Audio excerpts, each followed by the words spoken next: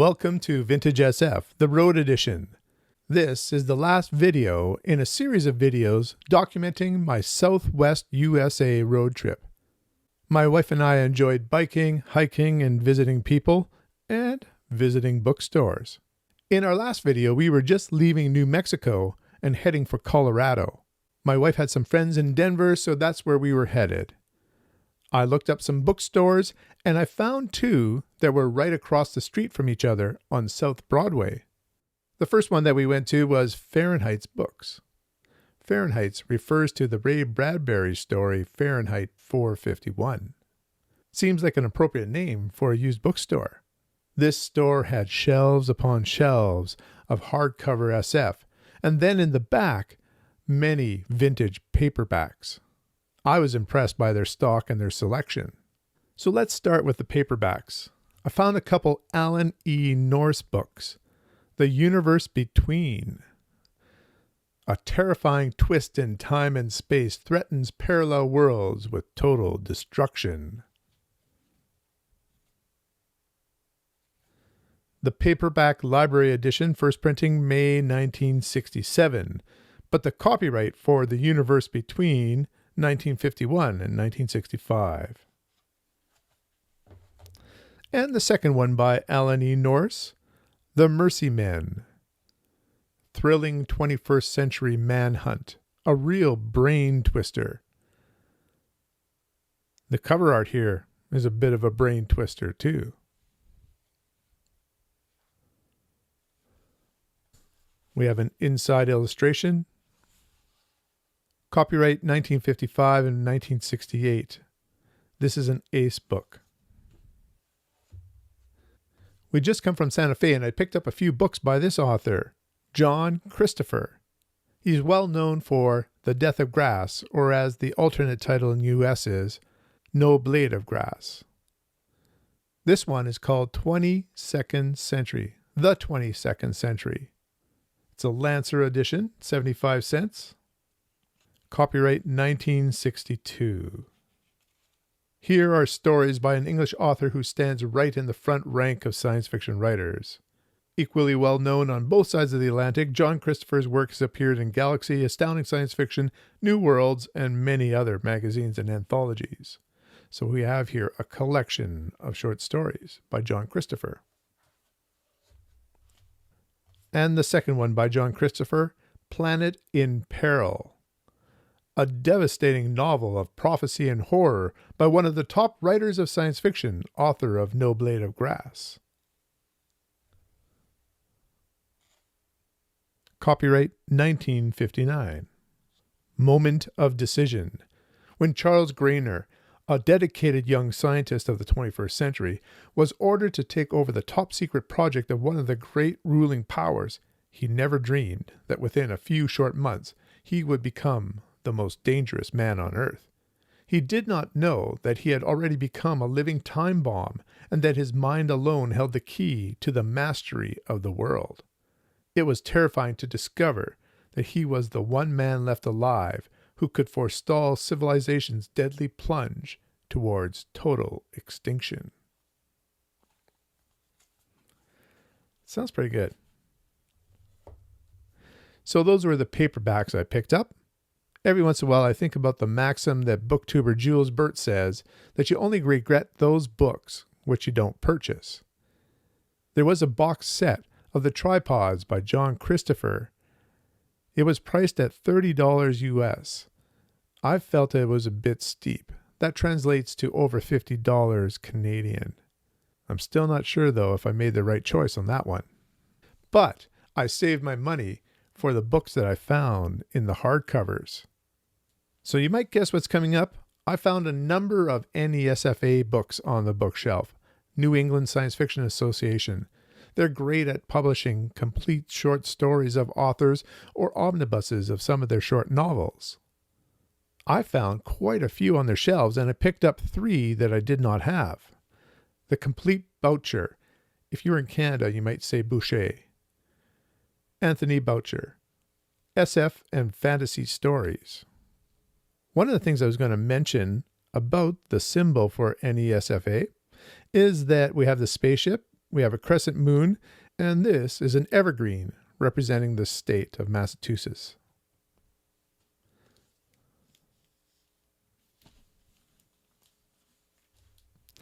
The second one that I picked up, Charles L. Harness, an ornament to his profession.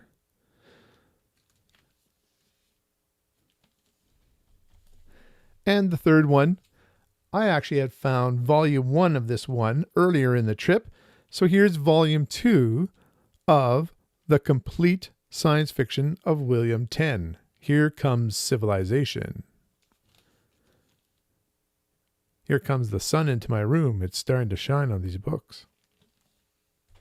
So I was very pleased with these, but my wife asked at the counter if there were any more NESFA books that they had received, and apparently they had a warehouse where one of their employees was there at the time. There were a couple that were not stocked on the shelf, and I found out there was one in particular that I wanted to get. They offered to text me if they could get it in that afternoon. Fingers crossed, we went out across the street to another bookstore, Printed Page. Cool books, warm people. It's the best reviewed bookstore in Denver. And you can see on the bottom, their website is printedpagebookshop.com. This was a very interesting bookstore. Cool books, warm people. Printed Page Bookshop is a co-op composed of 9 different booksellers. We're part of a vanishing breed, the independent used bookstore that's committed to contributing to our community. What keeps us going is our love of books and the lasting relationships we form with our customers. We see ourselves as a relationship-based haven for readers and collectors to talk book. At Printed Page Bookshop in Denver, we find interesting books, price them affordably, and put them in the hands of readers and collectors.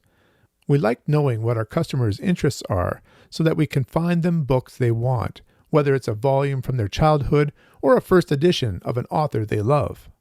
And we love talking to folks about books and sharing the knowledge we've gained from years of reading, buying, and selling books.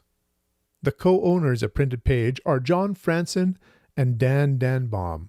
After spending 37 years in the printing and copying business, John finally came to be involved in something he dreamed about for a long time, owning a bookstore. He has long been a voracious reader and collector for over 30 years and has built a sizable collection. Dan was a speechwriter, book reviewer, and collector whose mentor in the antiquarian book business was legendary Denver writer and bestseller John Dunning. Dan's interests are in modern first editions, Americana, history, fine bindings, and other interesting and unusual books and ephemera. When I entered Printed Page, I was welcomed by a dog named Izzy. Dan and Izzy were great hosts, showing us where to find some science fiction and also some rare books. We had a great discussion. I wasn't prepared to buy a collector's edition at this point, but I did take pictures of these bookshelves. Perhaps you'll see something you were interested in. On one bookshelf, I noticed some beautiful 1950s SF hardcovers, publishers Winston and Avalon.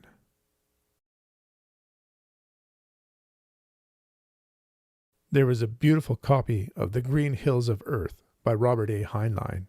Here you can see some folio editions and a copy of Dune from Chilton Press. This wasn't a first printing. I believe it was the third. When I saw the hardcover Gollancz SF books with the yellow jackets, I thought immediately of Stephen E. Andrews. Here are a few of Philip K. Dick books in these hardcover editions.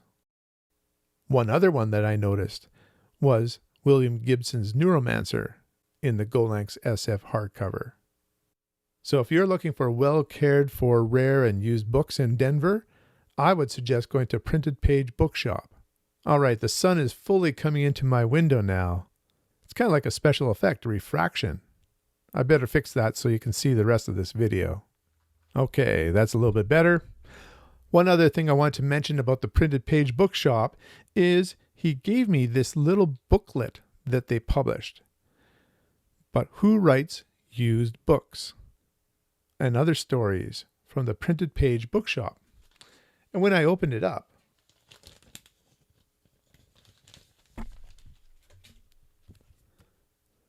I discovered that it was limited to 250 copies.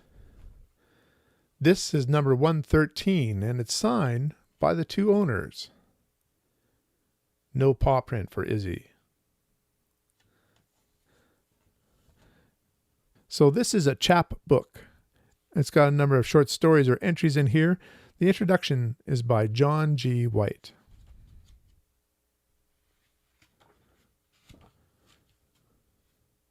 So I thought that was a very cool idea, some ephemera from the bookshop itself. I still hadn't got a text from Fahrenheit's Books, so my wife and I went off to meet some friends. We had a nice meal together, and then I got the text.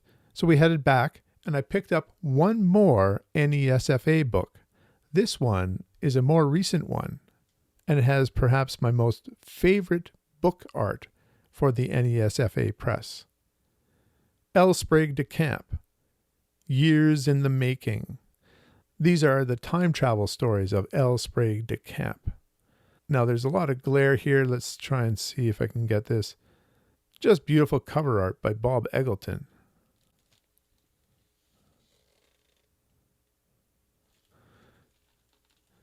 So this sort of cherry picks the time travel stories of L. Sprague de Camp.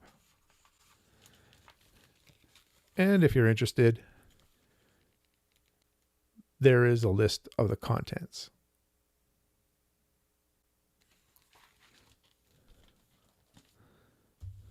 So that was it for Denver and the bookstores.